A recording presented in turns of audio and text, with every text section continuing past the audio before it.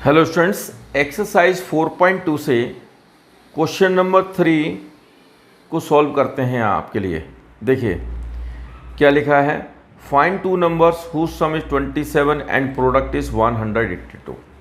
तो आपको सम गिवन है, सम कितना गिवन है, सम 27 गिवन है और जो प्रोडक्ट है वो आपको गिवन है 182। अब देखो यहाँ पर सिचुएशंस देखिए क्या क्या पॉसिबिलिटीज़ हो सकती हैं। देखिए अगर आपने कहा कि दोनों नंबर जो हैं वो पॉजिटिव हैं, एक नंबर पॉजिटिव है दूसरा भी नंबर पॉजिटिव है, तो इन दोनों का जो सम होगा वो पॉजिटिव आ जाएगा और इन दोनों का जो प्रोडक्ट होगा positive into positive, answer positive आएगा। करेक्ट। तो ये हमारे पास फिट हो रहा है, सम पॉजिटिव है प्रोडक्ट पॉजिटिव है। ठीक है। अच्छा, अब दूसरी कंडीशन देखिए, अगर आप कहते हैं कि दोनों नंबर सपोज नेगेटिव हैं, ठीक है ना, दोनों नंबर नेगेटिव हैं और इनका जो सम होगा वो नेगेटिव होगा, एक नंबर नेगेटिव है दूसरा नंबर नेगेटिव है, तो ये पॉजिटिव आ जाएगा। ठीक है, प्रोडक्ट पॉजिटिव हो जाएगा। तो ये कंडीशन फेल हो गई।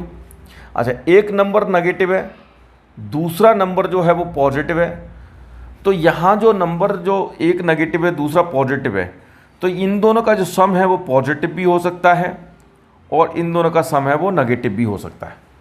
डिपेंड करता है कि कौन सा नंबर बड़ा है कौन सा छोटा है। ठीक है ना। और लेकिन यहाँ पर क्या है, नेगेटिव और इनटू पॉजिटिव, इन दोनों का जो प्रोडक्ट होगा वो हमेशा नेगेटिव होगा। जब प्रोडक्ट नेगेटिव होगा तो ये कंडीशन फेल हो गई, ऐसा कुछ नहीं हो सकता। ठीक है, और ये कंडीशन फेल हो गई। तो कहने का मतलब कि दोनों जो नंबर होंगे वो हमेशा पॉजिटिव होंगे, दोनों नंबर होंगे इस सिचुएशन में पॉजिटिव होंगे। करेक्ट।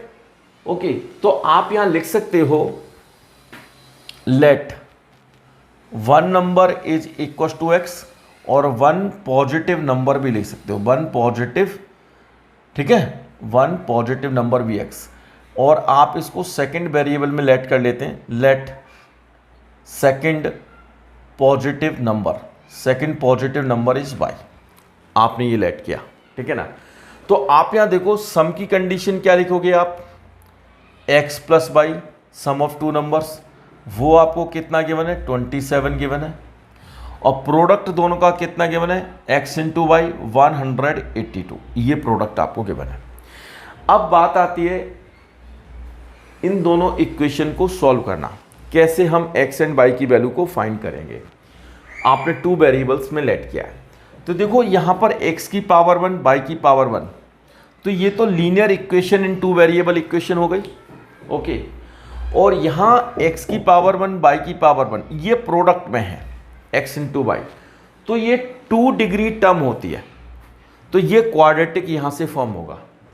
तो आप इसको इजीली कन्वर्ट करने के लिए वन वेरिएबल में आप क्या करोगे, फर्स्ट इक्वेशन से जो x प्लस वाई है, ठीक है ना, तो आप यहाँ y को लिख सकते हो 27 माइनस एक्स, यानी x को इधर ट्रांसफर किया, तो y को क्या लिखा आपने in terms of x express किया, या क्या कर सकते हो x को इन टर्म्स ऑफ y लिख सकते हो 27 माइनस वाई।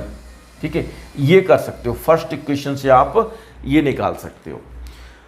तो अब यहां से क्या है कि आपको वन वेरिएबल में कन्वर्ट करना है, जैसा कि जानते हो आप।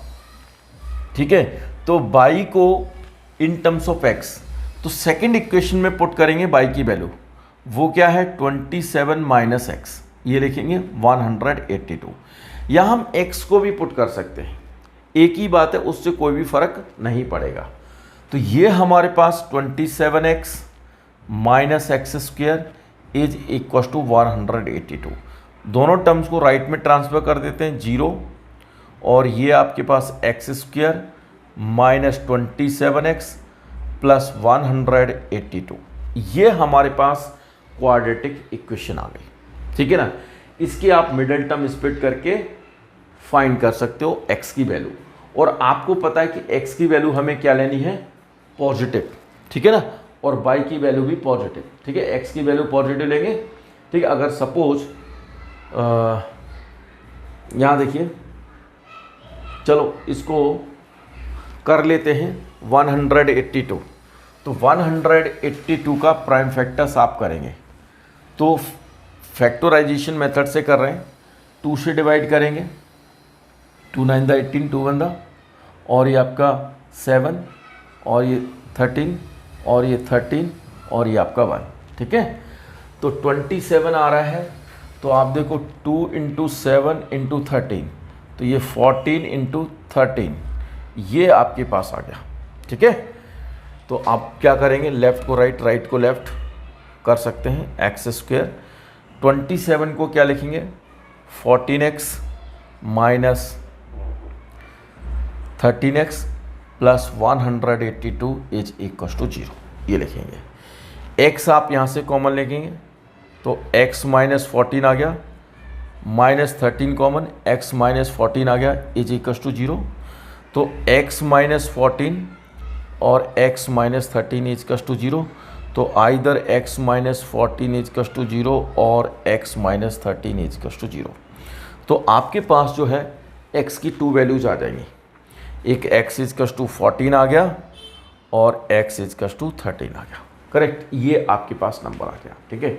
तो अब आप देखिए, अगर हम x को 14 लेते हैं, अगर एक number if x is equal to 14, तो y कितना आ जाएगा, 27 माइनस 14, तो ये आपके पास 13 आ जाएगा। अगर आप x को 13 लेते हैं तो y आपके पास 14 आ जाएगा, 27 माइनस 13 14 आ जाएगा। तो आप 13,14 या फिर 14,13, ठीक है, ये आपके पास आंसर हो गया, ठीक है, 13,14, ठीक है, ये आपके पास आंसर हुआ। तो अगर आप 2 वेरिएबल्स को लेट करते हो तो आपका प्रोसेस ये होगा, थोड़ा डिफरेंट भी होगा, वो भी मैं आपको एक्सप्लेन करता हूँ, ठीक है। अगर आपने क्या किया, डिफरेंट आपको सीखने के लिए क्या है कि आपके पास x plus y is equal to 27 है और x into y is 182। Second equation से लिखते हो आप y is to 182 upon x लिखोगे, या फिर x को लिखोगे 182 अपॉन वाई, करेक्ट, आप ये लिखेंगे, ठीक है ना। Okay, second equation.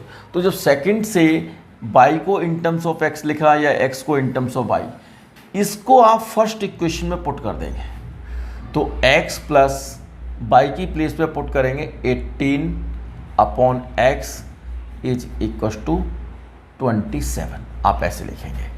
फिर क्या है, आपने एलसीएम लेना है, तो ये आपके पास x² प्लस 18 और ये आपके पास 27, तो x² plus 18 is equal to 27x, तो x² minus 27x plus 18 is equal to 0।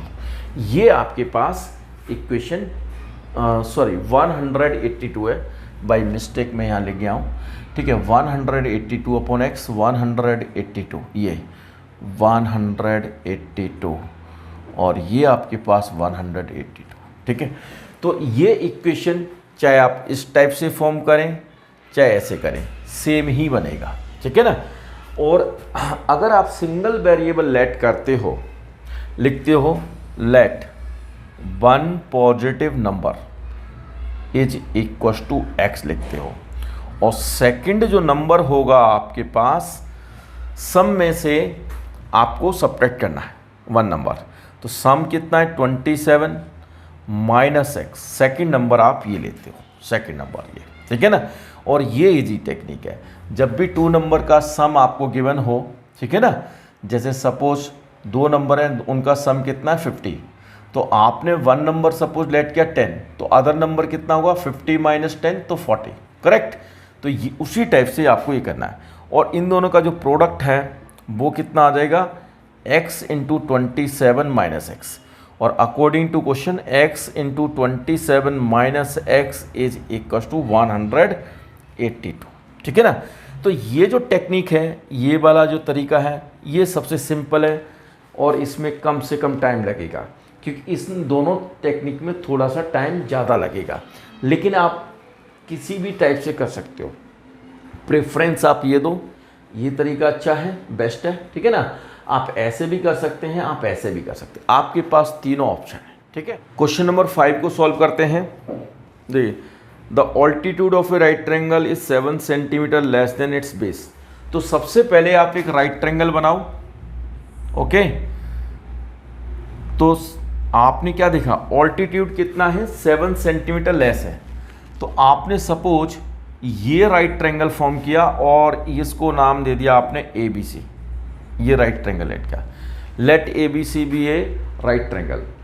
अच्छा, अब इसमें क्या लिखा हुआ है, ऑल्टीट्यूड जो है वो 7 सेंटीमीटर बेस से कम है। तो आपने बेस को लेट किया, let base of a right triangle is equal to x centimetre. ठीक है, तो आपने बेस को x सेंटीमीटर लेट किया और ऑल्टीट्यूड जो है वो 7 सेंटीमीटर लेस है। तो ये ऑल्टीट्यूड कितना हो जाएगा, x minus 7 centimetre. Altitude x minus 7 centimetre, ये लेट किया आपने। If the hypotenuse is 13 centimetre, और हाइपोटेन्यूज कितना है, 13 सेंटीमीटर। और आपको क्या फाइंड करना है, find the other two sides. तो बहुत सिंपल है, आपको पता है कि राइट ट्रायंगल की तीनों साइड्स में क्या रिलेशन होता है।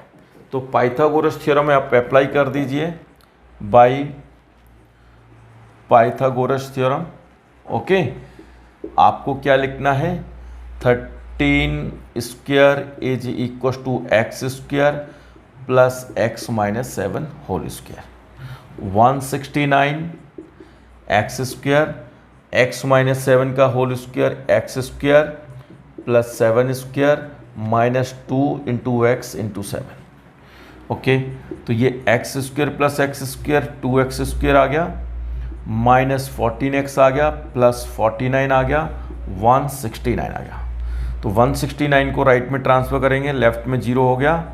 सो 2x स्क्वायर माइनस 14x, सो 169 में से आपने 49 को माइनस करेंगे 120। तो ये आपके पास माइनस 120 आ गया।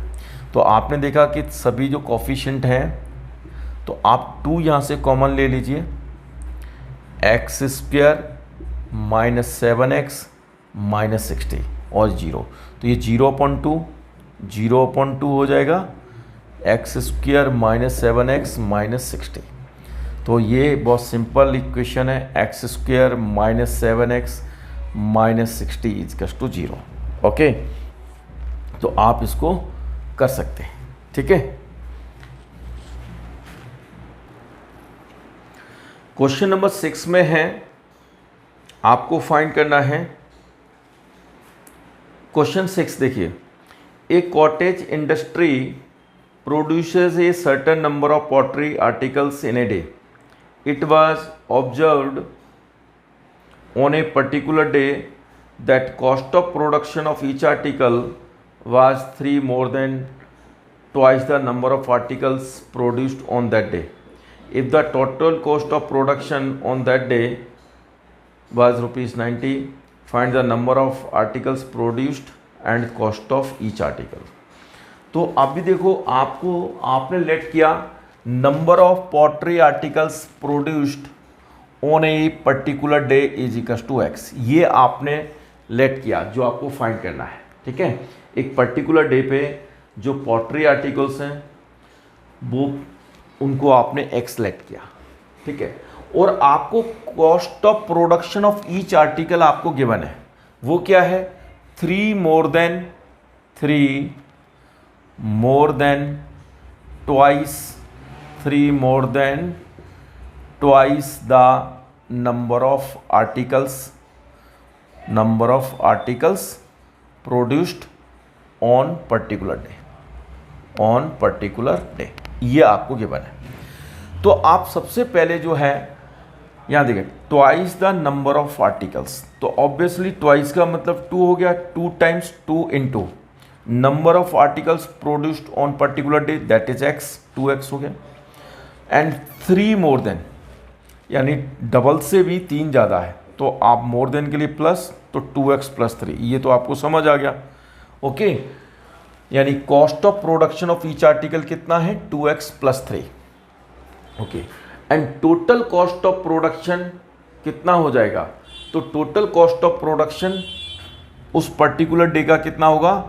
तो ये आप देखो नंबर ऑफ, ये जो है कॉस्ट जो है वो ईच आर्टिकल का है, पर आर्टिकल का, यानी 1 आर्टिकल का कॉस्ट है सपोज 5 रुपीज़, और एक दिन में क्या है कि आपने कहा 100 आर्टिकल्स प्रोड्यूस्ड हुए हैं, तो टोटल कॉस्ट कितना हो जाएगा 100 total number of articles into cost of production. तो आपने देखा टोटल कॉस्ट ऑफ प्रोडक्शन क्या है, नंबर ऑफ आर्टिकल्स प्रोड्यूस्ड, ठीक है, in a day into cost of each article, तो ये आपके पास number of articles produce in a day वो x है, और उनकी जो कॉस्ट है एक आर्टिकल की वो है 2x + 3, ठीक है।